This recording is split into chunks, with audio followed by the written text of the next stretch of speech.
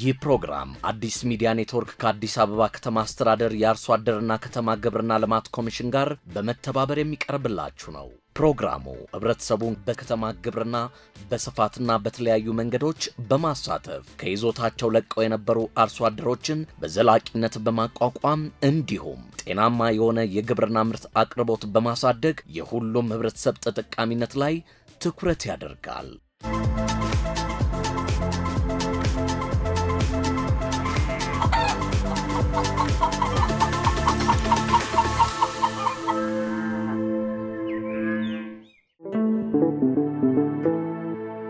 ከተማ ግብርና ስራን ውጤታማ ለማድረግ 50 ዶሮ 100 ኪሎ ማንንም ጨምሮ ነው የተሰጠን። ከተለያየ ቦታ ነበር ርቀት ቦታ ነበር የምንገዛው። ፍሬሽ ያልሆነ በፀሐይ የተመታ ነበር። የነግዱት መታ ይወስዳሉ፣ ወላተኞችም ተዚው ተየና ይወስዳሉ። ለራሱ እንደዚሁም ደግሞ ለገበያም የሚያመርትበት ሁኔታ ነው ለመፍጠር ጥረት እየተደረገ ያለው። ከተማ ላይ ግብርና አይሰራም፣ ከገጠራማ አካባቢ ላይ ነው የሚሰራው የሚል እኔም ወደውን ብቻ ሳይሆን መሬቱ የሚቀበለውን አትክልት ይሄ ሌላ ቦታ ላይ ልግዛው ብል 100 ብርና 150 ብር ነው። ነገር ግን ያው ገበሬው በ50 ብር ሽጦልኛል። እኛ ኢትዮጵያኖች በጣም ብዙ ጸጋዎች አሉ። እነኚህን ጸጋዎች አሟጠን ከተጠቀምን ሌሎቹ ሀያላን ሀገራት የደረሱበት እንደርሳለን።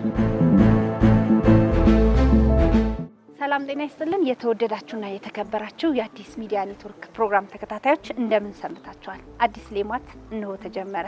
ዛሬ አዲስ ሌማት አንድ ርዕሰ ጉዳይ ለማንሳት በአዲስ ከተማ ክፍለ ከተማ ወረዳ 14 ልዩ ስሙ አስኮ ተብሎ በሚጠራው አካባቢ ነው የሚገኘው።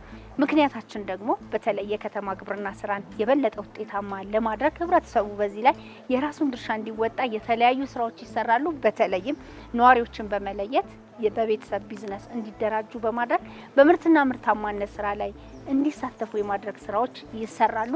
ይህ ስራ በመሰራቱ ነዋሪዎች ምን ተጠቀሙ? የአካባቢው ነዋሪዎች ደግሞ በተለይ ፍጆታን በቅርበት እንዲያገኙ ምን ያህል እገዛ አድርጓል? ይህም ፕሮግራማችንን አዲስ ሚዲያ ኔትወርክ ከአዲስ አበባ ከተማ አስተዳደር አርሶ አደርና ከተማ ግብርና ልማት ኮሚሽን ጋር በጋራ ሆነን እናቀርበዋለን። እስከ ፕሮግራማችን ፍጻሜ አብራችሁን ነው። እንዴት ነው? ሰላም ነው። ስራ እንዴት ነው? ጥሩ ነው በጣም። ይሄ የከተማ ግብርና ስራ ተይዟል? አዎ በጣም ከጀመር ከ3 አመት በላይ ሆኖናል። ቀጥሎ ደግሞ በዛንድሮ በ2018 ላይ በዶሮም ፋሚሊ ቢዝነስ ላይ ተሳታፊ ሆነናል። ይሄ በጣም ወዋጭ ነው፣ በጣም ደስ የሚል ነው። መንግስት በአመቻቸን በሌማት ትሩፋት አማካይነት በጣም ደስ የሚል ነው፣ እየተጠቀሙ ነው። ስንት ሆናችሁ ነው የተደራጃችሁት? 3 ነን በቤተሰብ ነው። ኬጂ ነፃ ነው 50 ዶሮ 100 ኪሎ መኖን ጨምሮ ነው የተሰጠን። በጣም ትልቅ ድጋፍ ነው የተደረገልን እና እኛ አሁን በጣም ጥሩ ሂደት ላይ ነው ያለነው። ይህ አካባቢ ቀድሞ ለምን ግልጋሎት የሚውል ቦታ ነበር? በቃ ባልባሌ አገልግሎት የማይሰጥ ቦታ ነበር። የተለያየ አንዳንድ ሰዎች እዚህ ውስጥ ዝም ብሎ ቁጭ ብሎ የሚውሉበት የነበረ ነው። አሁን ግን እንዳለ ይኸው በአረንጓዴ እንደሚታዩ ተሸፍኗል። በጣም ትልቅ በቃ መንግስት የመጣው ከለውጥ በኋላ የመጣው ነገር ነው። ይሄ ለውጥ በጣም ብዙ ነገር ይዞልን የመጣው ይሄው በአረንጓዴ ተሸፍኗል። እዛም ደግሞ አጋጣሚ ይሄው ይሄንንም ውስጥ ለውስጥ እንደዚህ አይነት ቆስጣ፣ ሰላጣ ብዙ ነገር እየተጠቀምንበት ነው። ስለዚህ ትልቅ ነገር ላይ ነው ያይልኝ ነው። አሁን ለገበያ መውጣት ጀምሯል ይሄ ምርት። አዎ በተለይ ለአካባቢ ነዋሪዎች በጣም በቃ እየመጡ ከኛ ይገዛሉ። ከገበያ እንደው 50% ማለት ይቻላል የሚቀንሰው ማለት ነው። ምክንያቱም 100 ብር የሚሸጠው ቆስጣ 50 ብር ነው እየሸጥ ነው ያለው። ስለዚህ ገበያውንም በማረጋጋት ለራሳችንን ለቤታችን በመጠቀም ብዙ በቃ አንደኛ ያው የገቢ ምንጭ ሆኖናል እና ደስ ይላል በጣም። ተጨማሪ ደግሞ ያው ዶሮዎችንም ጀምረናል ዛንድሮ 2018 ላይ።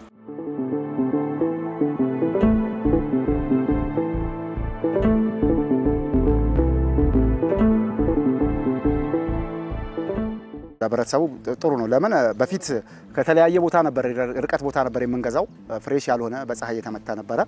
አሁን ግን ያው እነሱ መንግስት ባመቻቸላቸው መሰረት በከተማ ግብርና ተሰማርተው ፍሬሽ የሆነ ጎመን እያበሉ ነው እና በጣም አሪፍ ነው ለጤንነትም ለሁሉም። ዋጋውም ደግሞ ተመጣጣኝ ነው ከሌላ ቦታ ላይ። ይሄ ሌላ ቦታ ላይ ልግዛው ብል 100 ብርና 150 ብር ነው። በ50 ብር ሽጦልኛል። በጣም ጥሩ ነው። ለምን ከርቀት ቦታ ሲመጣና በዚህ በቅርብ ቦታ ላይ ስናገኘው አንደኛ ነገር ፕሮቲኑም ያነሰ ነው የሚሆነው፣ ጣሙም ደግሞ አነስተኛ ነው የሚሆነው። ሁለተኛ ነገር ደግሞ እዚሁ በአቅራቢያችን ደግሞ ስናገኝ ለአይናችን መርካታ ነው የሚሆነው። አንጠራጠርም።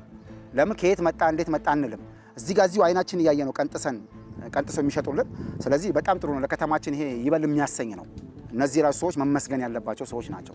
ለምን እዚህ ከተማ ላይ ይሄን አምርተው ለማህበረሰቡ ማቅረብ ቢበረታቱ ደግሞ ከዚህ የበለጠ ይሰራሉ ብዬ ነው ተስፋ ያለኝ።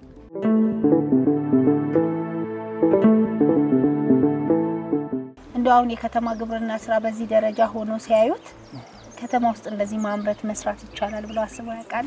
እኔ አስቤ አላውቅም። ከለውጥ በኋላ ስለ እውነት በጣም ይሄ ትልቅ ገበያ ይሄ ባይኖር ኑሮ ይሄ እቅድ ባይመጣ ኑሮ በሌማት ትሩፋት ይሄ ነገር ባይመጣ ኑሮ በመንግስት በኩል ምን ይኮን ነበር? መንግስት ባበረታተን መሰረት የእውነት ሁሉም ሰው እንደዚህ አይነት ነገር ያው ልምድ ይወስዳል ብዬ አስባለሁ። በራሴ ለህብረተሰቡ በ14 15 ብር እንደዚህ ነው የሚቀርበው። ገበያ ላይ ግን 22 21 ብር ነው።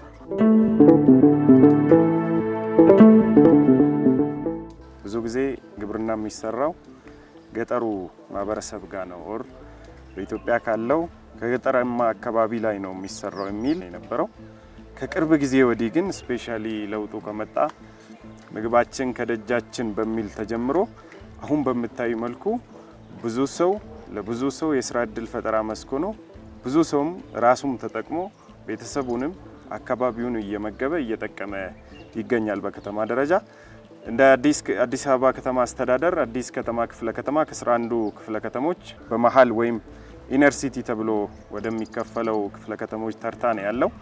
እንግዲህ እኛም በክፍለ ከተማችን እንደምታዩ የተለያዩ የግብርና ስራዎችን በሁለቱም ዘርፍ በእንስሳትም በእጽዋትም በደንብ በሰፊው እየሰራን እንገኛለን።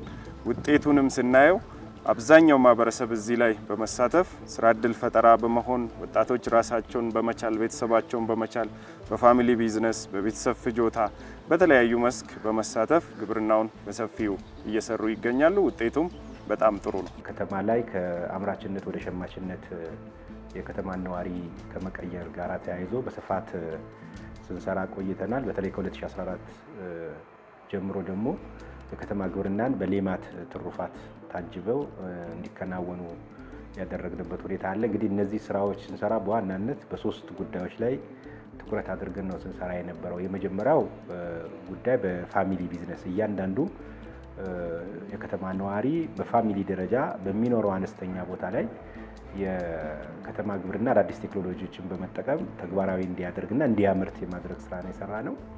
ሁለተኛ የሰራ ነው በከተማችን ባሉ የመንግስት የግል ተቋማቶች ላይ ባላቸው ቦታዎች ላይ የከተማ ግብርና ስራዎች እንዲሰሩ የማድረግ ነው። ሶስተኛና የመጨረሻው በክላስተር ደረጃ ከተማ አስተዳደሩ የተለያዩ ለልማት ያልዋሉ በጊዜያዊነት ለከተማ ግብርና እንዲውሉ የማድረግ ነው።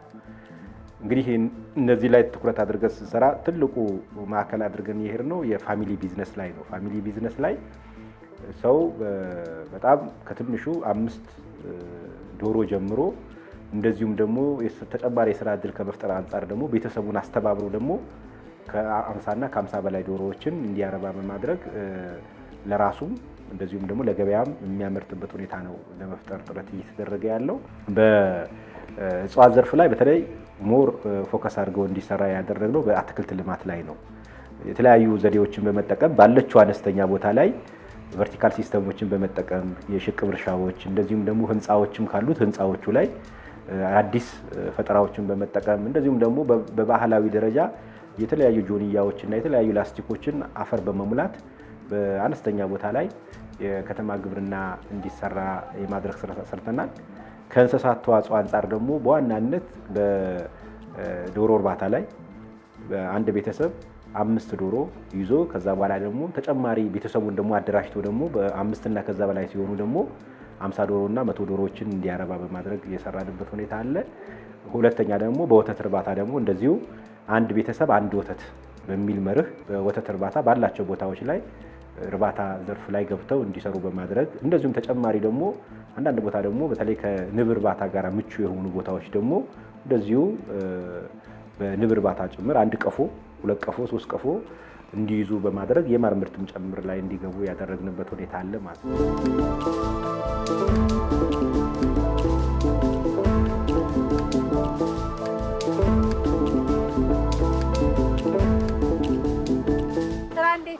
ስራ ጥሩ ነው፣ መልካም ነው። እየበረቱ ነው፣ እየበረታን ነው። የመጀመሪያው ሴፍቲነት 3 አመት እየሰራን እየተከፈለ ቆይቶ ሲያሰናብተን የስራ ዘርፍ እንደየፍላጎታችሁ እንደየችሎታችሁ ስራ ዘርፍ ምረጡ ተባልን። ውጌት ሰልጥነን ስንጨርስ እሺ፣ ያው እንደየፍላጎታችሁ እኛ ግብርና በወሮ ከተማ ግብርና መረጥን። ቆስጣ ጎመን እያለማሁ ቤተሰቦቼ በዚህ ነው የምመራው። በዚህ ነው እያስተዳደሩ ያለው? አዎ፣ ሌላ ስራ የለኝም። ሁላችን ይሄ ነው በቃ ልጆቻችን በዚህ የምናሳድግ በዚህው ነው። ቀደም ባለው ጊዜ የከተማ ግብርና ስራን ብዛም ከተማ ውስጥ ይሰራል ተብሎ አይታሰብም። አሁን ደግሞ በእጃችን እያመረትን ትኩስ የሆነ ምርት ከጓሯችን እያገኘን ነው አይደል? አዎ። እንደምን ይመስላል እርስዎ እንዳዩ? በጣም ደስ ይላል። ያለማን ሁሉን ነገር ይኸው ተገበያ እያወጣን ተኛ የተረፈውን በቃ አካባቢው ተዚሁ ነው የሚወስደው። ተገበያው ግማሽ ቀንሽ አሁን ገበያ በ50 ብር የሚገዛ ከሆነ እዚህ ሲመጡ በ20 ብር በ100 ብር የሚገዛውን በ50 ብር ይዘው ይሄዳሉ።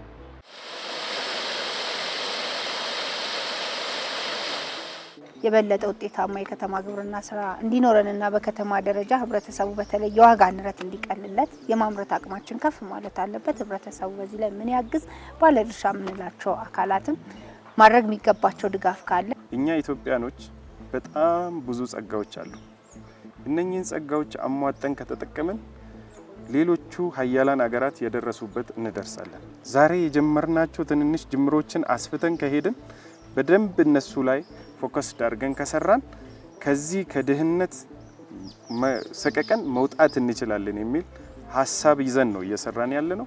አላማችንም ለማህበረሰቡ መስራት ነው። በምንችለው ቀን ከሌሊት 24 ሃወር ህዝባችንን መደገፍ ለህዝባችን መስራት ነው።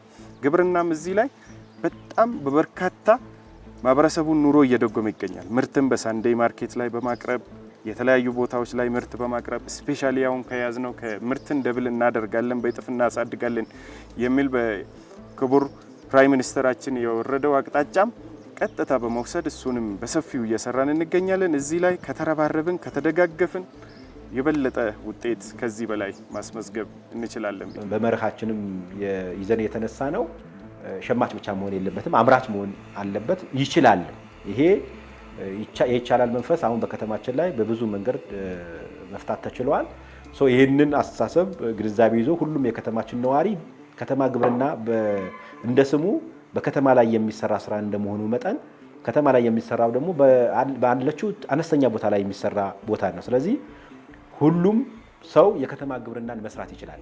መሬት ካለው በመሬት ላይ መስራት ይችላል። መሬት ከሌለው ጣራ ላይ መስራት ይችላል። ጣራ ከሌለው ግድግዳ ላይ መስራት ይችላል። በተለይ አካባቢው ላይ አረንጓዴ ንጹህ እንዲሆን ከማድረግ አንጻር ፋይዳው ትልቅ ነው።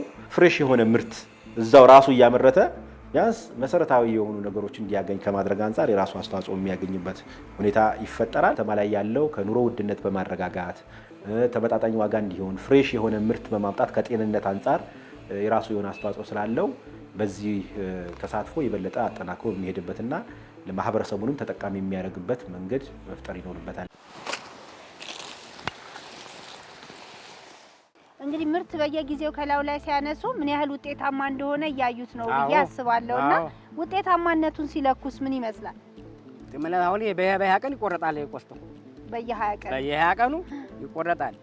ጌሾው ያው ታመት አንዴ ነው የምቆርጠው። እንግዲህ ሁለት ጊዜ ደስታል፣ ግን ለገበያ ነው የሚያወጡት። ለገበያ ነው የማወጣው። ስሩም እግሩን ወፈር ሲል መሬት የሚጠብቅልኛል ብዬ ታመት አንዴ ቆርጠዋለሁ። ይሄንን በየ20 ቀኑ ቆርጣለሁ። እንደው ነዋሪው በዚህ ላይ ምን አይነት ተሳትፎ ማድረግ አለበት ይላል? በቃ መሬት በቃ እንደ ሰው ነው እንጂ ትንሹ በቃ ብዙ ቤተሰብ ይመራል። ትንሹ መሬት እንዴት በትኩረት የሚያስፈልገውን እኔም ወደውን ብቻ ሳይሆን መሬቱ የሚቀበለውን አትክልት መሬቱ የሚቀበለው ጎመን ተሆነ ጎመን፣ ቆስታ ከሆነ ቆስታ በቆሎ ከሆነ በቆሎ እኔ ቆስጣ ጎመን በዚህ ያቀኑ እየቆረጥ በቃ በዚህ ነው የምንተዳደረው። በጣም የተሻለ ስራ እንደምትሰሩ ተስፋ አደርጋለሁ። እናንተ እየሰራችሁ ያላችሁ ስራ ራሳችሁን ከመቻል አልፎ ደግሞ የአካባቢ ነዋሪም ተጠቃሚ እንዲሆን እገዛ እያደረጋችሁ ነው። ለራሳችሁም ደግሞ ተጠቃሚ ናችሁ። በርቱ። የተሻለ ስራ እንደምትሰሩ እኔም ተስፋ አደርጋለሁ። እንገናኛለን በሌላ ጊዜ። ለሰጡኝ መረጃ ግን በጣም አመሰግናለሁ።